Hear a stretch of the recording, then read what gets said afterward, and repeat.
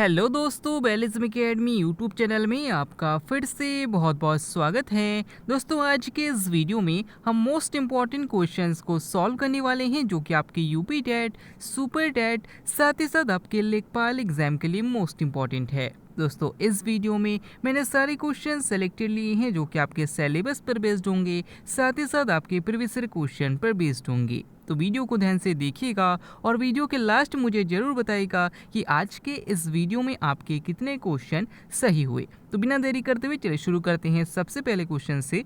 सबसे पहला क्वेश्चन है, जनसंख्या का महाविभाजक वर्ष किसे कहा जाता है? ऑप्शन आपके सामने 1921, ऑप्शन बी 1951, ऑप्शन सी 1931 या फिर ऑप्शन डी 2011। इसका सही आंसर हो जाएगा ऑप्शन ए 1921। दोस्तों, याद रखिएगा कि अगर आपसे पूछा जाता है कि जनसंख्या का महाविभाजक वर्ष किसे कहा जाता है तो याद रखिएगा 1921 को कहा जाता है। लेकिन अगर आपसे पूछा जाता है कि जनसंख्या का लघु विभाजक वर्ष किसे कहा जाता है तो याद रखिएगा 1951 को कहा जाता है। अगर आपसे पूछा जाता है कि पहली बार जातीय आधारित जनगणना कब की गई थी तो याद रखिएगा 1931 में की गई थी। अगला क्वेश्चन, क्लोरोफिल में कौन सी धातु पाई जाती है? ऑप्शन आपके सामने potassium, option B magnesium, option C sodium या फिर ऑप्शन डी कैल्शियम। इसका सही आंसर हो जाएगा ऑप्शन बी मैग्नीशियम। तो याद रखिएगा कि जो क्लोरोफिल्म होता है इसी के माध्यम से सूर्य के प्रकाश की उपस्थिति में पौधों द्वारा भोजन का निर्माण किया जाता है और याद रखिएगा कि इस क्लोरोफिल में मैग्नीशियम की उपस्थिति पाई जाती है। अगला क्वेश्चन, स्वतंत्रता के बाद प्रथम आम चुनाव कब हुए थे? ऑप्शन आपके सामने 1951, ऑप्शन में 1954, ऑप्शन से 1952 या फिर ऑप्शन डी 1960। इसका सही आंसर हो जाएगा ऑप्शन सी 1952। दोस्तों, याद रखिए कि स्वतंत्रता के बाद जो प्रथम चुनाव हुआ था वो 1952 में हुआ था। अगला क्वेश्चन, राष्ट्रपति पर महाभियोग का प्रावधान किस अनुच्छेद में है? ऑप्शन आपके सामने हैं अनुच्छेद 52, ऑप्शन बी अनुच्छेद 61, ऑप्शन सी अनुच्छेद 62 या फिर ऑप्शन डी अनुच्छेद 72। इसका सही आंसर हो जाएगा ऑप्शन बी अनुच्छेद 61। दोस्तों, याद रखिएगा कि भारतीय संविधान के अनुच्छेद 61 में राष्ट्रपति पर महाभियोग का प्रावधान दिया गया है। अगर आपसे पूछा जाता है कि भारत का प्रथम विधि अधिकारी कौन होता है तो याद रखिएगा महान्यायवादी होता है। लेकिन अगर आपसे पूछा जाता है कि भारत का प्रथम पुरुष किसे कहा जाता है तो याद रखिएगा राष्ट्रपति को कहा जाता है। अगला क्वेश्चन, क्षेत्रफल की दृष्टि से दूसरा बड़ा महाद्वीप कौन सा है? ऑप्शन आपके सामने Asia, option B Africa, option C Europe या फिर ऑप्शन डी ऑस्ट्रेलिया।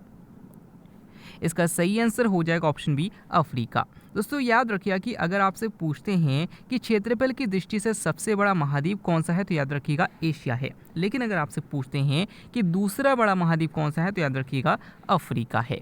अगर आपसे पूछते हैं कि क्षेत्रफल की दृष्टि से सबसे छोटा महाद्वीप कौन सा है तो याद रखिएगा ऑस्ट्रेलिया है।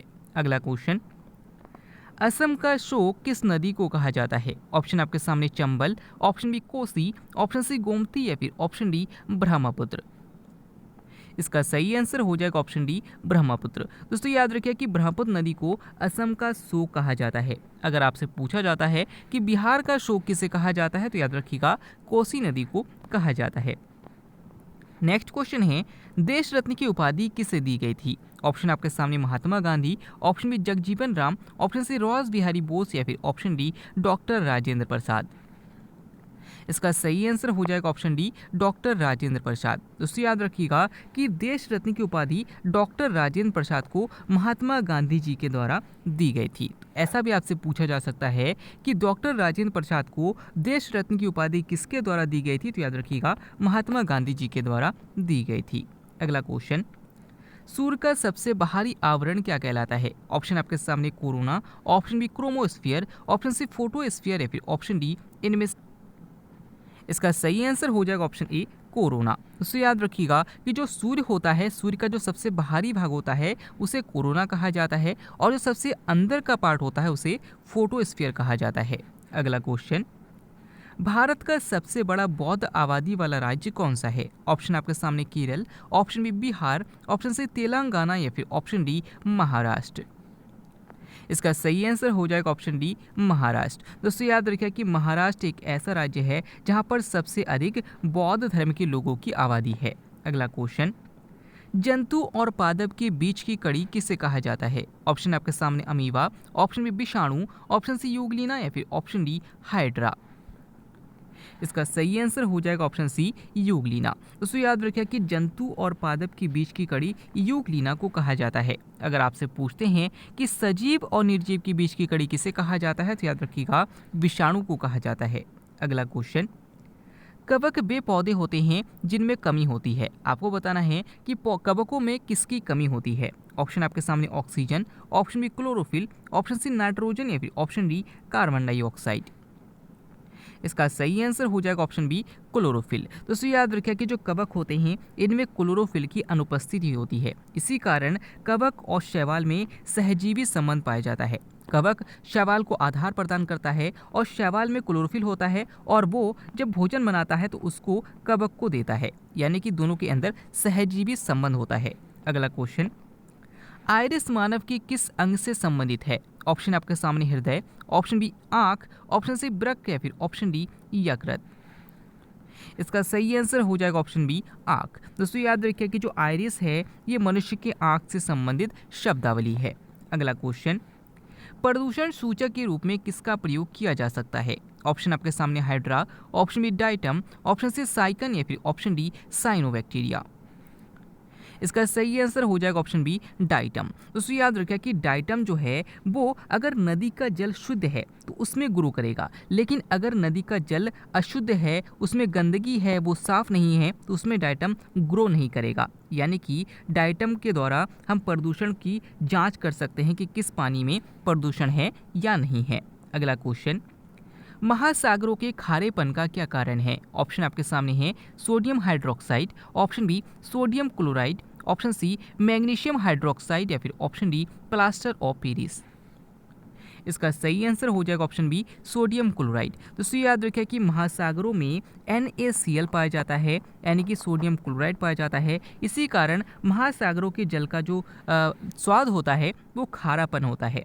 अगला क्वेश्चन, अमृत क्रांति का संबंध किससे है। ऑप्शन आपके सामने है सड़क जोड़ो परियोजना, ऑप्शन बी नदी जोड़ो परियोजना, ऑप्शन सी प्रदूषण हटाओ परियोजना या फिर ऑप्शन डी इनमें से कोई नहीं। इसका सही आंसर हो जाएगा ऑप्शन बी, नदी जोड़ो परियोजना। दोस्तों याद रखिएगा कि अमृत क्रांति का संबंध नदी जोड़ो परियोजना से है। अगला क्वेश्चन, सभ्यताओं का पालना किसे कहा जाता है। ऑप्शन आपके सामने Europe, option B Africa, option C Asia या फिर ऑप्शन डी अंटार्कटिका। इसका सही आंसर हो जाएगा ऑप्शन सी, एशिया। उससे याद रखिए कि एशिया महाद्वीप को ही सभ्यताओं का पालना कहा जाता है। एशिया महाद्वीप को ही महाद्वीपों का महाद्वीप कहा जाता है। अगर आपसे पूछा जाता है कि मानवताओं का पालना किसे कहा जाता है, तो याद रखिएगा अफ्रीका महाद्वीप को कहा जाता है। अगर आपसे पूछते हैं कि भविष्य का महाद्वीप किसे कहा जाता है, तो याद रखिएगा अफ्रीका महाद्वीप को कहा जाता है। और अगर आपसे पूछा जाता है कि मरुस्थल विहीन महाद्वीप किसे कहा जाता है, तो याद रखिएगा यूरोप महाद्वीप को कहा जाता है। अगला क्वेश्चन, सौंदर्य का गृह किसे कहा जाता है। ऑप्शन आपके सामने बुध, ऑप्शन बी शुक्र, ऑप्शन सी अरुण या फिर ऑप्शन डी पृथ्वी। इसका सही आंसर हो जाएगा ऑप्शन बी, शुक्र। दोस्तों याद रखिए कि शुक्र ग्रह को ही सौंदर्य का गृह कहा जाता है। और याद रखिएगा कि शुक्र ग्रह जो है वो सबसे चमकीला ग्रह है। अगर आपसे पूछा जाता है कि पृथ्वी की बहन किस ग्रह को कहा जाता है, तो याद रखिएगा शुक्र ग्रह को ही कहा जाता है। अगला क्वेश्चन, वैज्ञानिकों का महाद्वीप किसे कहा जाता है। ऑप्शन आपके सामने Europe, option B Africa, option C Asia या फिर ऑप्शन डी अंटार्कटिका। इसका सही आंसर हो जाएगा ऑप्शन डी, अंटार्कटिका। तो याद रखिएगा कि वैज्ञानिकों का महाद्वीप अंटार्कटिका महाद्वीप को कहा जाता है। यहाँ पर सबसे कम आबादी पाई जाती है, इसलिए बहुत बड़े बड़े जो प्रयोग किए जाते हैं, जो बड़े बड़े अनुसंधान किए जाते हैं, जो बड़े बड़े एक्सपेरिमेंट करे जाते हैं, वो अंटार्कटिका महाद्वीप में ही करे जाते हैं। और यहाँ पर इन्होंने बहुत सारे बड़े बड़े लेबोरेटरी बना रखे हैं। अगला क्वेश्चन, कौन सा द्वीप भारत और बांग्लादेश के बीच विवाद है। ऑप्शन आपके सामने है न्यूमोर द्वीप, ऑप्शन बी सॉल्सेट द्वीप, ऑप्शन सी एलिफेंटा द्वीप या फिर ऑप्शन डी श्रीहरिकोटा द्वीप। इसका सही आंसर हो जाएगा ऑप्शन ए, न्यूमोर द्वीप। दोस्तों याद रखिएगा कि न्यूमोर द्वीप जो है ये भारत और बांग्लादेश के बीच विवाद का कारण है। अगर आपसे पूछते हैं कि सबसे अधिक आबादी वाला द्वीप कौन सा है, तो याद रखिएगा सॉल्सेट द्वीप है, क्योंकि इसी सॉल्सेट द्वीप पर मुंबई स्थित है। अगर आपसे पूछा जाता है कि एलिफेंटा द्वीप कहाँ पर है, तो याद रखिएगा मुंबई के अपतटीय क्षेत्र पर स्थित है। अगला क्वेश्चन, भारत का सबसे बड़ा द्वीप कौन सा है। ऑप्शन आपके सामने लक्षद्वीप, ऑप्शन बी मध्य Andaman, option C great Nicobar या फिर ऑप्शन डी अंडमान निकोबार।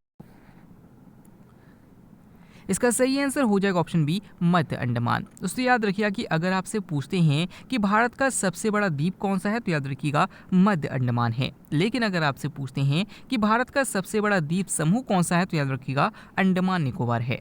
अगला क्वेश्चन, सबसे अधिक कठोर धातु कौन सी है? ऑप्शन आपके सामने sodium, option B platinum, option C lithium या फिर ऑप्शन डी टंगस्टन। दोस्तों इस क्वेश्चन के आंसर आपको मैं कमेंट की तरफ बताना है। आज के वीडियो में आपके कितने क्वेश्चन सही हुए, साथ ही साथ आज का वीडियो आपको कैसा लगा कमेंट बॉक्स में जरूर बताइएगा। हमारी मेहनत आपको कैसे लगी कमेंट बॉक्स में जरूर बताइएगा।